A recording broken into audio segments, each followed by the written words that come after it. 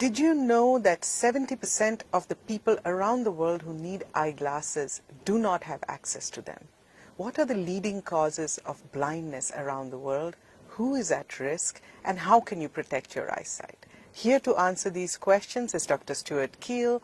Welcome, Stuart. Let's start with the leading causes of blindness around the world. Thank you.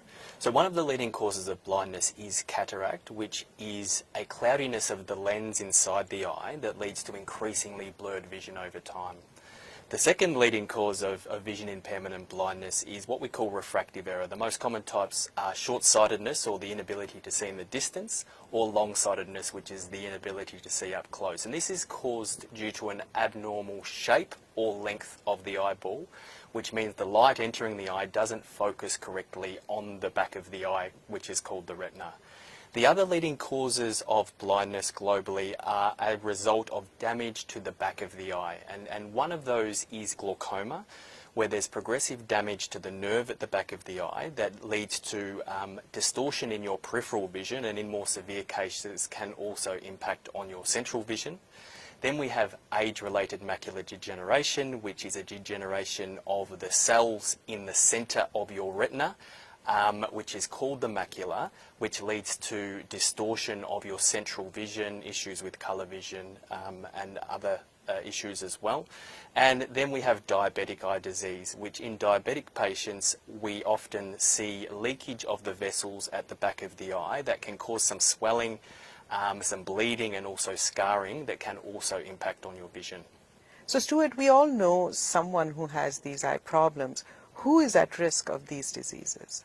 Firstly, I'll say that anybody in the population is at risk, but there are certain segments of the population who are at greater risk than other segments of the population.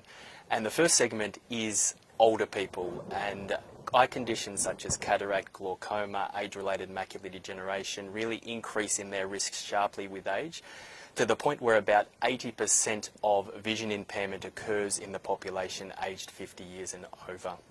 There's also a strong family history component to these eye diseases. If you have a family member, in particular a mother or a father with some of these eye conditions such as glaucoma and refractive error or short-sightedness or long-sightedness, you are more likely to have these eye diseases. Then there are certain lifestyle factors. For instance, like many other health conditions, smoking is a risk factor for cataract and also macular degeneration.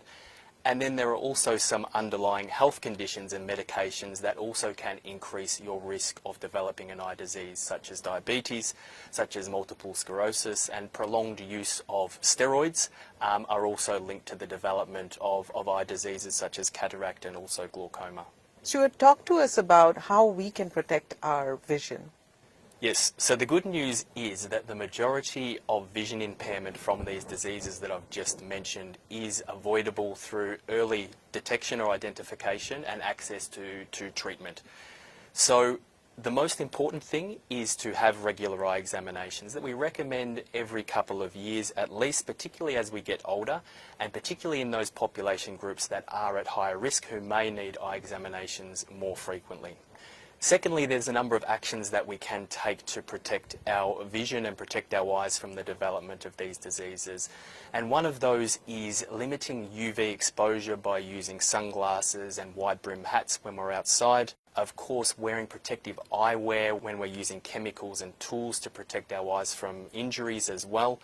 And taking regular breaks from near work activities, using screens, using computers, reading, to avoid dry eye and eye strain as well. And we have a simple rule to follow, and that is called the 20-20-20 rule, which means for every 20 minutes that you use a computer, a device, or are looking up close, you should look into the distance at something at least 20 feet away or 6 meters for at least 20 seconds.